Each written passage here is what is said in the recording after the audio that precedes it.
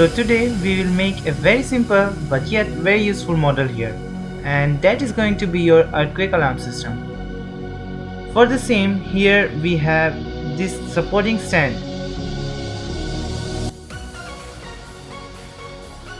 and here is our buzzer, and this one is the push button,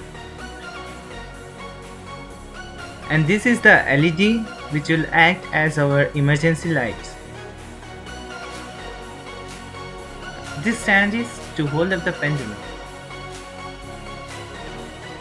and this heavy weight will be our pendulum. And here we have metallic rings. With this, let's start making.